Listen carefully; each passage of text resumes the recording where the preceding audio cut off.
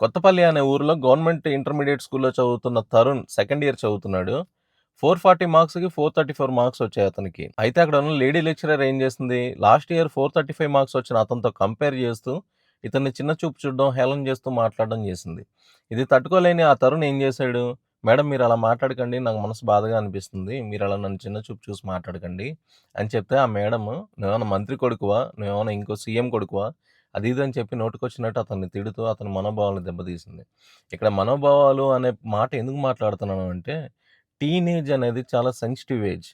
ఎప్పుడైతే 13 ఇయర్స్ నుంచి 19 ఇయర్స్ వరకు ఉన్న ఏజ్ ఏదైతే ఉంటదో, అది చాలా చాలా సెన్సిటివ్ ఏజ్. ఒక చిన్న పిల్లల మనస్తత్వం నుంచి పెద్దవాళ్ళుగా మెచ్యూర్ అవుతున్న ఏజ్ అది.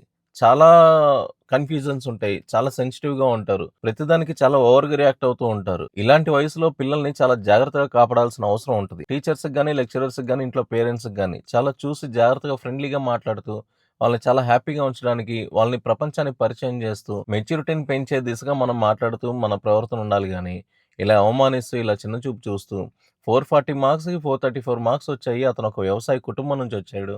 ఒక పూర్ ఫ్యామిలీ నుంచి వచ్చిన తరుణ్‌ని సూటిపోటి మాటలతో బాధ పెట్టేసరికి వాడేం చేశాడు, ఇంటి దగ్గర 2, 3 రోజులు ఉండిపోయి, వాడు లోన్‌లీగా ఫీల్ అయిపోయి, ఎందుకంటే ఇక్కడ ఒక స్టూడెంట్‌ని మనం 10 మంది స్టూడెంట్స్ మధ్యలో ఏదైనా మాట్లాడుతూ, ఏదైనా చిన్న చూపు చూస్తూ, కొంచెం అవమానకరంగా మనం ఏమైనా బిహేవ్ చేస్తే వాళ్ళు చాలా చిన్నబుచ్చుకుంటారు.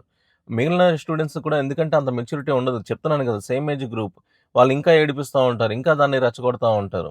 ఇవన్నీ ఏమవుతాయంటే ఒకవేళ తీసుకోలేని స్టూడెంట్స్, ఒకవేళ చిన్న మనస్తత్వం ఉండి, సెన్సిటివ్ మెంటాలిటీ ఉన్న మనస్తత్వం ఉన్న స్టూడెంట్స్ అయితే ఇలా సూసైడ్ చేసుకొని చనిపోతారు. అతను 3 పేజీల సూసైడ్ నోట్ రాసాడు. ఆ లెక్చరర్ గురించి, లేడీ లెక్చరర్ గురించి రాస్తూ, "ఆ మేడం నన్ను అన్న మాటలకి నా మనసు చాలా బాధపడింది. నేను తట్టుకోలేకపోయాను ఆ మాటలన్నీ. నేను తీసుకోలేకపోతున్నాను.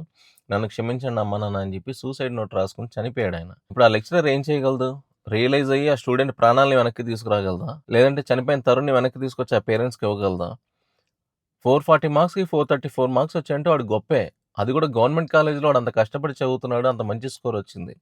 వాడు రేపు పొద్దున్న ఒక పెద్ద ఆఫీసర్ అయ్యేవాడేమో. సమాజానికి ఏదో రకంగా ఉపయోగపడేవాడేమో. అలాంటి వాడి ప్రాణాలు పోవడానికి కారణమైంది మాత్రం ఖచ్చితంగా లేడీ లెక్చరరే. ఇలాంటి వాళ్ళని మాత్రం చాలా సివియర్‌గా పనిష్ చేయాలి. ఇంకొకళ్ళు ఇలా ప్రవర్తించాలంటే మాత్రం చాలా భయపడే రేంజ్‌లో పనిష్మెంట్ ఉండాలి. నిజంగా విద్యా వ్యవస్థలో ఇలాంటి లెక్చరర్స్‌ని, టీచర్స్‌ని చూస్తుంటే చాలా అసహ్యంగా అనిపిస్తుంది. వీళ్ళు ఏ సంస్కారం లేకుండా, ఏ మేనర్స్ లేకుండా టీచర్స్, లెక్చరర్స్ ఎలా అవుతున్నారో నాకు అర్థం కావట్ల. ముందు వాళ్ళ బిహేవియర్ కరెక్ట్‌గా ఉందో లేదో చెక్ చేసుకొని టీచర్స్‌గా, లెక్చరర్స్‌గా వస్తే బావుంటదనేది నా సలహా. ఈ వీడియో మీద మీ అభిప్రాయాన్ని కామెంట్ రూపంలో తెలియజేయండి. వీడియో నచ్చితే మాత్రం లైక్ చేసి, షేర్ చేయండి. ఛానెల్ సబ్స్క్రైబ్ చేసుకోండి. Thank you. జై హింద్.